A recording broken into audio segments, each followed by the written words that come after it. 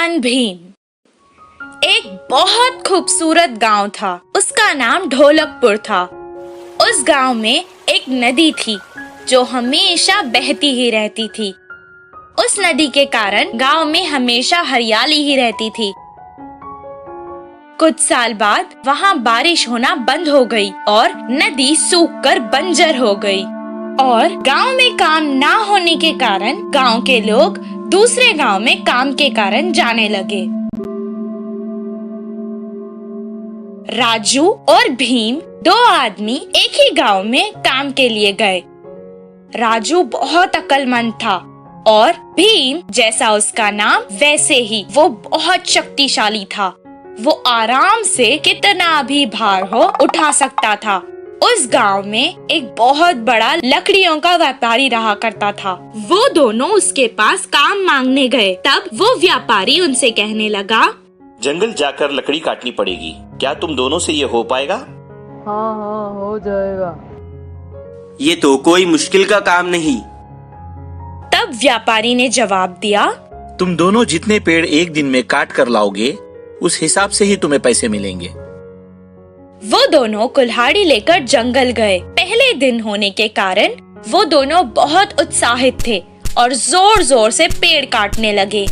भीम ज्यादा ताकतवर होने के कारण बहुत जल्द ही 10 पेड़ काट चुका था। राजू के लिए ये मुश्किल काम था, पर उसने भी कर दिखाया और 10 पेड़ काट डाले। दोनों का ये काम देखकर व्यापारी ने उन्हें शाबाशी दी और अच्छा खाना दिया। खाना खाने के बाद वो दोनों एक पेड़ के नीचे आराम से सो गए। दूसरे दिन उसी उत्साह से वो दोनों फिर से जंगल गए। राजू कल की तरह आज भी 10 पेड़ काट चुका था। भीम ने सिर्फ 8 पेड़ ही काटे थे। हर रोज राजू 10 पेड़ काटता और भीम एक दिन 6 पेड़, तो दूसरे दिन 4 पेड़, फिर 2 पेड़, ऐसा करके काम कम करते रहा था। तब भीम खुद से कहने लगा, क्या हो गया है मुझे? क्या पेड़ काटने की वजह से मेरी ताकत कम हो गई है? वो व्यापारी के पास आया और कहने लगा, साहब, मेरी तबीयत खराब होती जा रही है। मुझसे ये पेड़ काटने का काम अभी नहीं होगा। मैं वापस चला जाता हूँ। अच्छा ठीक है, एक बार तुम्हारी कुल्हाड़ी तो दिखाओ। भीम जाकर कुल्हाड़ी लाया, उसे दे दी। व्यापारी ने उस कुल्हाड़ी को देखा। इतने दिन से तुम बस अपने बल का प्रयोग कर रहे थे और बुद्धि का नहीं। एक बार पेड़ काटने के बाद अगर कुल्हाड़ी को तेज नहीं किया तो वो मुंड हो जाती है।